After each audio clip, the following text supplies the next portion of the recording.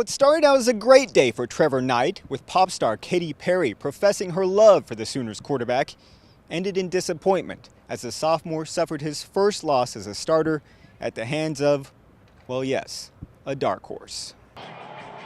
TCU came into the game leading the Big 12 in a plethora of defensive categories, including total defense, scoring defense, and pass defense, but Trevor Boykin and the offense was pretty good too.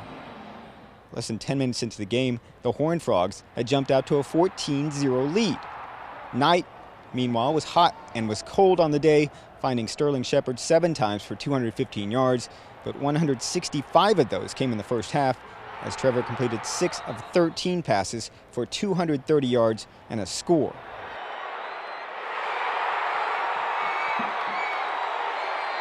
In the second half, though, he struggled, hitting only 8 of 22 passes for 79 yards with 2 interceptions, one of which was taken back for a touchdown. And the Sooners couldn't particularly run the ball either. After rushing off for 242 yards at West Virginia, Samaje Perine looked more like the true freshman he is, managing only 87 yards on 25 carries while still bullying his way into the end zone 3 times. He was stopped on a crucial 4th and 1 as OU failed to capitalize on 2 TCU turnovers late in the fourth quarter. The Sooners come up empty on their final 8 drives of the game and fall to number 25 TCU 37-33.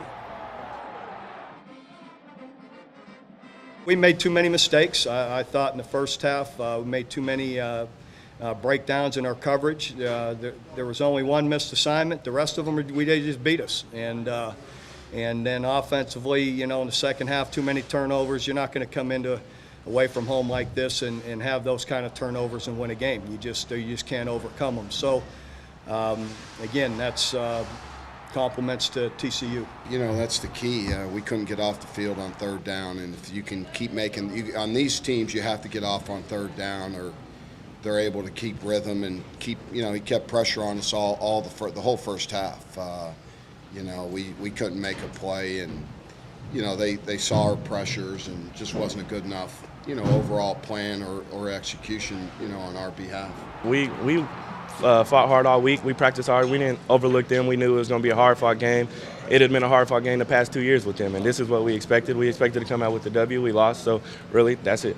Plays that we would usually make, we just didn't make them tonight, and it's frustrating, it's disappointing, especially for the seniors. The guys, it could have been a special season, but it is what it is. We'll bounce back. It's a test, but this game doesn't define us, and we'll be good going down the road. Extremely disappointing. You put a lot of work, a lot of time, a lot of effort into putting the right product out there each and every week as a group, and I'm talking players, coaches, staff, to give yourself a chance to win each and every week. At the end of the day, don't let this game define us, our season. We're going to find out a lot more about what we're about when we come back to work on Monday and have an opportunity next week in the Cotton Bowl. Yeah, I think that's absolutely true. This isn't the defining moment of our season. We've got a lot of football to play. And, if we continue to win 1 week at a time, and that's how we got to do it. We got to do it 1 day, 1 week at a time. Who knows what's going to be down the road.